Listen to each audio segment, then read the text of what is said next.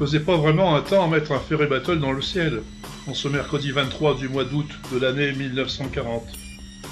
Vent, nuages, crachin, et surtout 10 degrés Celsius.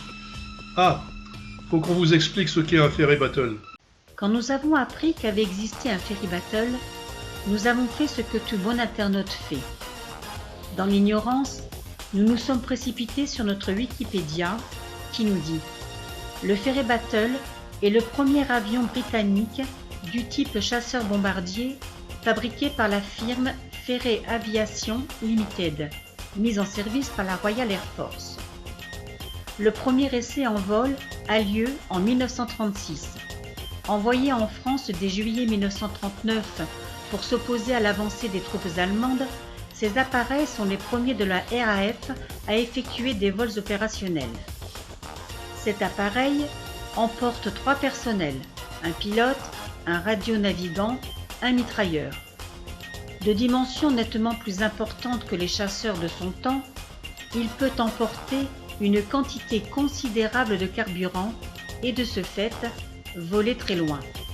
Toutefois, cet avantage entraîne un sérieux inconvénient, le poids élevé de l'appareil qui réduit sa vitesse et le rend vulnérable.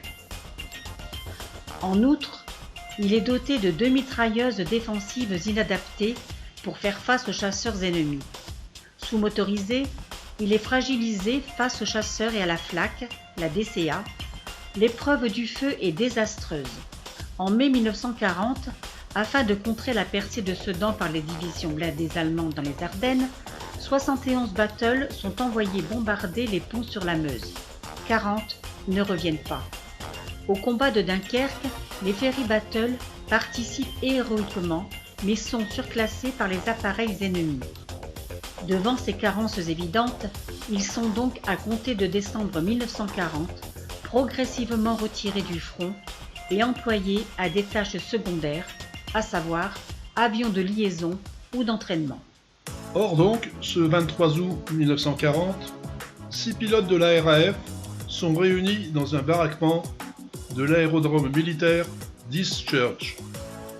East Church se situe sur l'île de Sheppey, au nord-ouest de Canterbury, dans le Kent. Les pistes de l'aérodrome sont en herbe all over.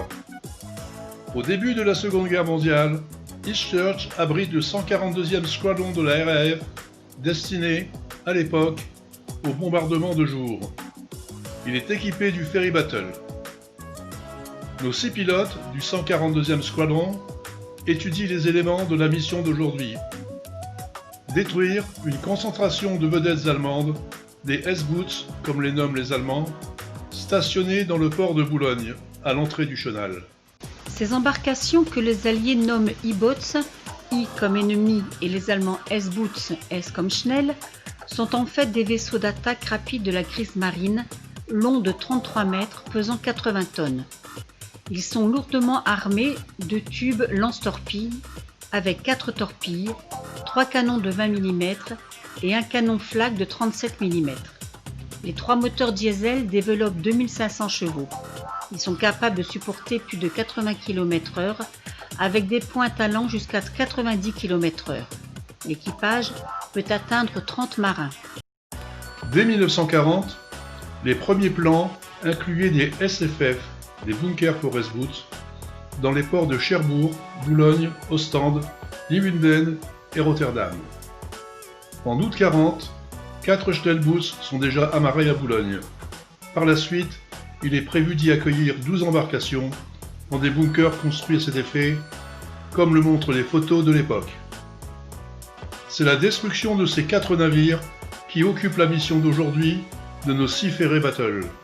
Le décollage d'East Church s'effectue à 18h30. Chaque avion emmène avec lui 450 kg de bombes, direction l'entrée du chenal du port de Boulogne. Une demi-heure plus tard, les pilotes engagent le bombardement. Ils sont accueillis par un feu nourri de la flak, la DCA, de Boulogne et d'Henryville.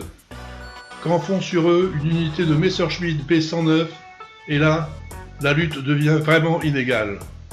D'autant que ces combattants ennemis appartiennent à la Jacques de Geschwader-3, troisième escadre de chasse de la Luftwaffe, dite JG3, unité dédiée à s'assurer la supériorité aérienne de l'Allemagne nazie.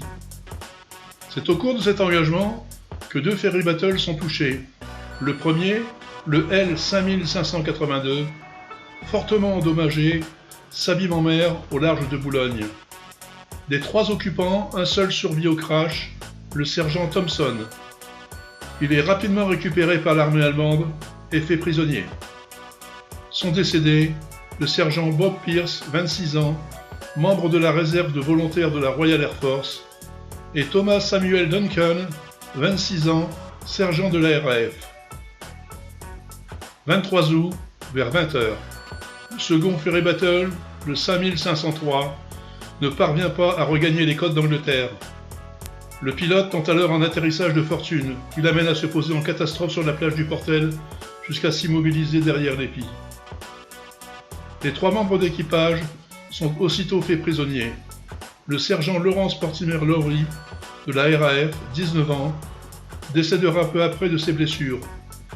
On ignore ce qu'est devenu son corps car, comme les 2 aviateurs morts dans le crash du 5582, sa mémoire sera célébrée au Runnymede Memorial, situé au sud de Londres, commémorant le souvenir des aviateurs et aviatrices qui sont morts en Europe occidentale et qui n'ont aucune tombe connue.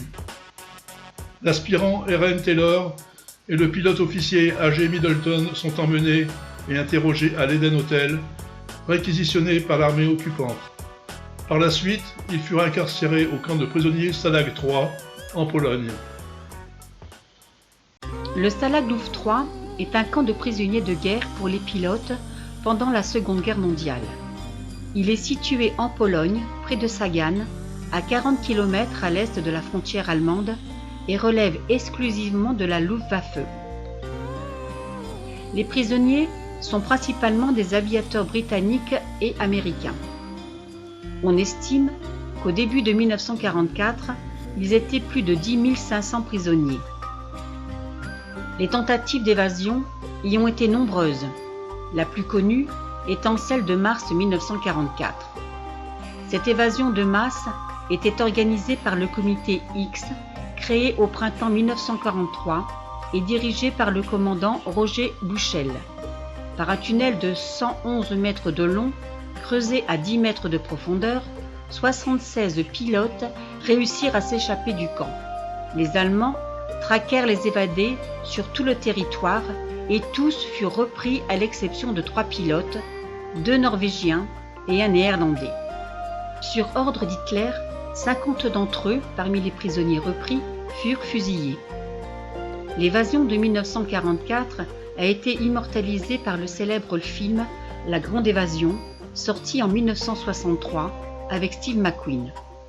Dans le même registre, une comédie américaine moins sérieuse, Papa Schultz, se déroule également dans un camp de prisonniers géré par la Luftwaffe. Ainsi s'achève un épisode de la bataille de France, durant lequel la plage du Portel permit à 2 aviateurs de rester en vie en servant d'aire d'atterrissage aussi inattendu qu'inespéré.